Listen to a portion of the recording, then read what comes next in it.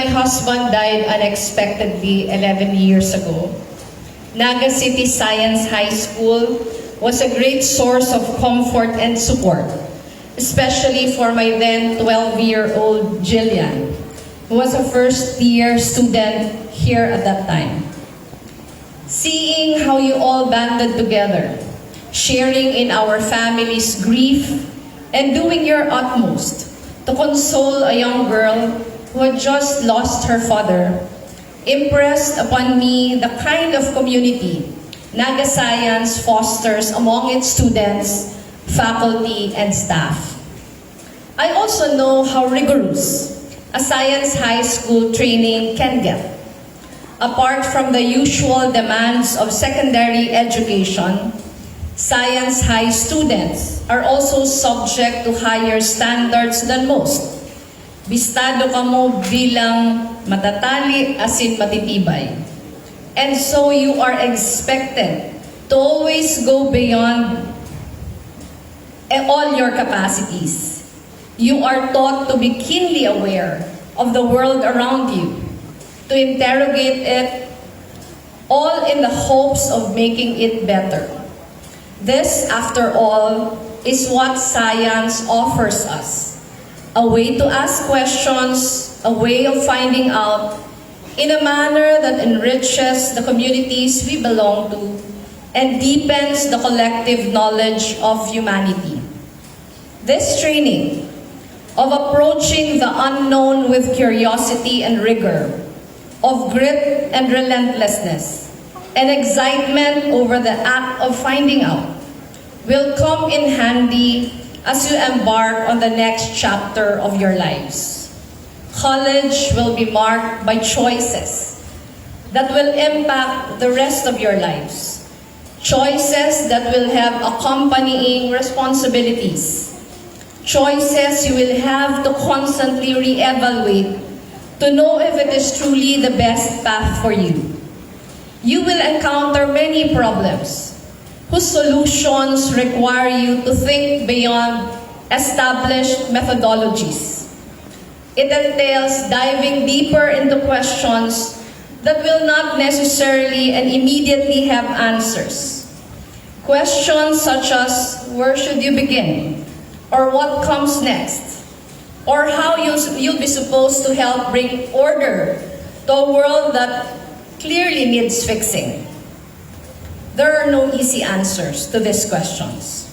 Some of your peers will go through the motions of their life, unaware that such questions even exist, and that the reflection that comes along with it is what allows us to progress and mature and be more present in this world. The point, therefore, is in the asking, and it is in mindfully trying to respond. This is exactly what your science high school education teaches you. Beyond the skills and knowledge that you learned over the course of the last few years of your high school life, you've been trained to think critically, to take a step back and see the context behind every story, every situation, every action, to see the bigger picture, to dig deeper and uncover our own motivations, and in doing so, clarify our own horizons and chart our way towards them. Beyond this, you have also been taught the value of community, of putting heads together in search of the best answers and solutions, of finding comfort in the knowledge that you are not alone. Where to start or what comes next are questions that bind you with others who share your uncertainty, and so you begin by taking steps forward together and by figuring things out together, by working on fixing things together. Because while the work ahead is sure to be long and tedious, know that there are so many of you ready to take on the mantle of service. You are future scientists, teachers, and civil servants. You are future captains of your own industries. paving the path towards an equitable and more sustainable society. You are the future leaders who embody the school's motto of service to God and man. As long as each of you find the places where you best serve yourselves and your fellow Filipinos, and as long as you serve with the excellence, integrity, and moral and social responsibility that is characteristic of Naga City Science graduates, you will have done your part in responding not only to the questions you pose of yourselves, but most importantly to the call of our times. I have no doubt that you will all go on to become understanding people in your chosen fields of study. So my hope for all of you now, do not allow yourselves to fall into apathy. In the coming years, you will learn truths about our world, our systems, our society. Some of these truths will be uncomfortable, but they will spark in you a desire to change things for the better. And I tell you now, you can and will do so. Remember that changing things for the better does not always have to be a grand gesture. Some of the biggest changes we can effect come from things you are already doing.